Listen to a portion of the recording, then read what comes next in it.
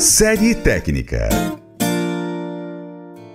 Hoje aqui no seu Paracatu Rural, Carlos Henrique da Silva, extensionista agropecuário, está trazendo aqui para a gente informações importantíssimas para você, produtor rural, independente do tamanho da sua propriedade. Se você tem aí uma pequena lavoura de milho para cuidar do seu gado, a pastagem, ou tem uma grande lavoura de soja ou feijão, tem que cuidar muito bem dos dois principais itens do seu patrimônio, produtor rural, que é o solo e a água. A gente ainda está falando sobre o solo, já vamos passar para essa parte da água. Mas antes eu queria fazer uma pergunta, Carlos, que é interessantíssima. O Carlos, há uma regra de período de tempo que a gente precisa fazer a análise de solo, coletar o material para mandar para análise? Francis, bem lembrado. Cada caso é um caso. A regra geral é anualmente. Tecnicamente falando, a gente solicita uma vez por ano fazer a análise de solo. Mas tem determinadas culturas, determinados tipos de cultivos que são mais intensivos, que o produtor pode até fazer mais de uma vez por ano. Depende do histórico daquela terra, né? Sim, solo. Isso, exatamente. Às vezes uma terra que já está ali toda corrigida, o produtor pode distanciar um pouco mais essa questão das análises, amostragens e análises. Agora, uma terra inicial, né, que o produtor está começando a preparar ela, é bom ele acompanhar mais de perto. E, assim, bom você falar, aqui em Paracatu a gente tem até um laboratório, né? Sim. Isso, um laboratório que faz as análises, então está muito tranquilo para o produtor, né? E o custo, frente aos benefícios que a análise de solo traz, o custo é relativamente pequeno. Carlos, quais são os tipos de análise que são realizados com aquela amostra que a gente leva para o laboratório? Principalmente a análise química. Você vai fazer uma análise, você pode fazer ela básica, né, que são macronutrientes mais cálcio e magnésio, teor de alumínio. Você tem a amostra completa, que aí também vem micronutrientes, e a análise textural, ou a granulométrica, é aquela que se vai observar a composição do solo. Lembrando que essa textural, o produtor basta fazer ela uma vez só. Aí ele faz e guarda aquilo lá, não vai mudar. E aí ele pega, depois de ter o resultado dessa análise, coloca na mão do profissional que vai estar avaliando e indicando então a receita do que o produtor rural precisa fazer com aquele solo dele. Exatamente. A recomendação técnica, no nosso caso aqui, na Emater de Paracatu, e todos os escritórios da Emater a gente faz, mas os profissionais da agronomia, os técnicos agrícolas e agropecuários são técnicos habilitados para fazer essa interpretação e recomendação ao produtor. Carlos, em que tipo de local ou em qual momento o produtor rural precisa usar a técnica de terraceamento? Bom, você falou, né, a questão do solo, a gente está falando do solo, agora a gente vai começar a falar do água. Solo e também da água. É importante lembrar, Francis, que a técnica de terraceamento é uma técnica milenar. E até hoje tem muitos produtores que ainda não fazem. É uma técnica simples, acessível ao produtor e assim de uma importância fundamental no controle de erosão do solo. O terraceamento ele é recomendado em solos com uma inclinação que não seja muito grande, de forma que você consiga assegurar naquele local, né, naquela gleba que você está fazendo, a água que corre superficialmente. Você vai estar conseguindo evitar a erosão laminar. E com isso, você fazendo o terraceamento ele pode ser a famosa curva de nível, né? O produtor conhece como curva de nível. Você pode fazer ele em nível, que é a curva de nível, o terraceamento em nível, e você pode fazer ele também em gradiente, que aí o gradiente seria mais como um condutor, para conduzir a água até um determinado ponto. Ele é em desnível. Entendi. Mas assim, posso te dizer que a grande maioria absoluta são terraços em nível. Então, quando ele é importante? Quando o produtor ele observa uma certa inclinação no terreno, né, de forma que está ocorrendo essa erosão, que eu falei, erosão laminar, e ele tem a necessidade de estar segurando a água, que é um patrimônio, né, do produtor, dentro da propriedade. O terraço, ele vai barrar aquela água, ela vai infiltrar lentamente no solo e depois vai estar abastecendo os lençóis freáticos, saindo, se ele tem uma mina na propriedade, um olho d'água, se ele tem um curso d'água. Então ele está segurando a água dentro da propriedade.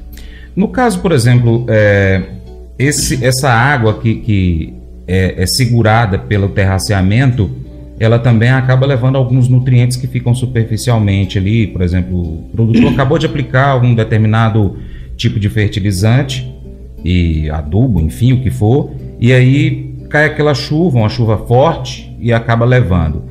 Essa água que fica ali acumulada no terraceamento, ela acaba infiltrando e jogando novamente esse nutriente ali para a primeira parte, a parte mais superficial do solo? Acontece isso aí? Na realidade, assim, esses nutrientes eles vão ficar ali no local onde foi construído o terraço, mas a ideia básica nem é essa. A ideia básica é você quebrar a velocidade da água para que isso não aconteça. Porque o ideal dos nutrientes é estar em cada parte, né, ali, cada partícula do solo, para que as plantas ali cultivadas possam se alimentar, né, se nutrirem e se desenvolverem. Então o terraceamento, ele visa quebrar essa velocidade da água de forma que você constrói ele de distâncias em distâncias, para que essa água não corra tão forte e não ocorra isso aí que você falou, que é o carreamento de nutrientes. De que forma que o produtor rural pode fazer um melhor manejo da água na sua propriedade, além do terraceamento? Ele pode utilizar o terraceamento e as bacias. A barraginha, popularmente conhecido como barraginha. Porque vai ter determinados locais da propriedade que já se criou uma erosão em sulco. Em alguns lugares até mais profundos, né? Então o terraço ele não vai conseguir segurar aquele volume de água daquele local. Então a bacia ela vem para quebrar essa velocidade, segurar a água para que ela infiltre. A mesma função do terraceamento no sentido de infiltração e também no sentido de controle de erosão. Então, assim, as práticas mecânicas, a bacia de captação de enxurrada e o terraceamento. Bom, o produtor rural resolveu fazer esse ano pela primeira vez ali na sua propriedade, um determinado local, o terraceamento.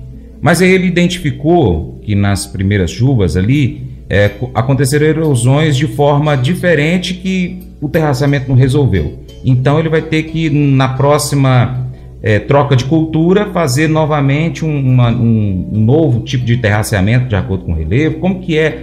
Como que o produtor rural vai aplicar essa técnica para não precisar fazer novamente, caso venha acontecer algo nesse sentido que eu citei aqui? Olha, o terraço bem construído, tecnicamente colocado ali naquela gleba, a ideia é que ele não precise ser refeito. Ele vai ser refeito, não a marcação, mas sim o levantamento do terraço, né? Porque assim, por exemplo, às vezes o produtor ele vai fazer um plantio de culturas anuais, soja, milho, ele vai fazer um terraço de base larga e aí ele tem que vir com o terraceador, né? Assim, dando uma renovada. Agora, se o produtor vai estar numa área de pastagem e ele faz ali o terraceamento com a patrol, por exemplo, né? Você faz o sulco, a patrol ela corta o solo, faz o sulco e faz o camalhão.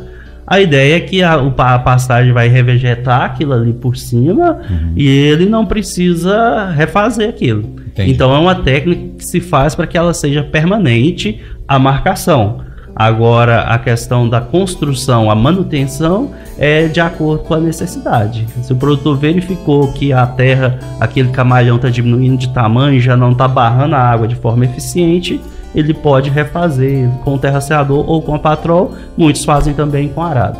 É uma utilização do arado. Mas eu vou dizer uma coisa pra você, viu?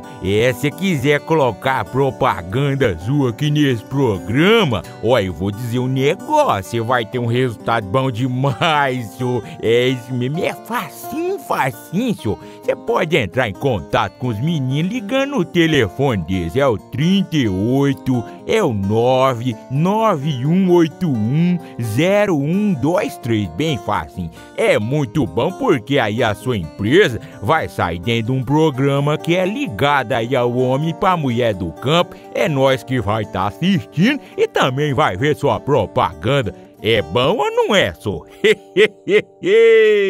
Seja parceiro do Paracatu Rural. Acompanhe a gente pelas nossas redes sociais. Pesquise aí no seu aplicativo favorito por Paracatu Rural, no YouTube, no Instagram, no Facebook, Twitter, Telegram, Getter, Spotify, Deezer, TuneIn, iTunes, SoundCloud, Google Podcast e vários outros aplicativos.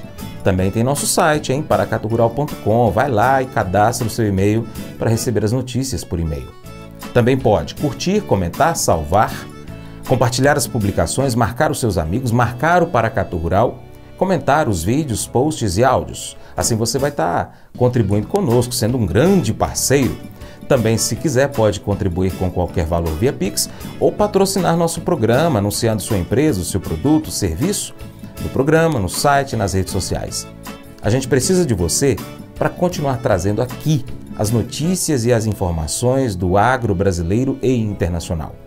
Grande abraço a todos que nos acompanham nas mídias online, a você que nos acompanha pela TV e também pelo rádio. Paracatu Rural vai ficando por aqui e a gente volta em breve. Muito obrigado. Deus te abençoe. Você planta e cuida, Deus dará o crescimento. Tchau, tchau.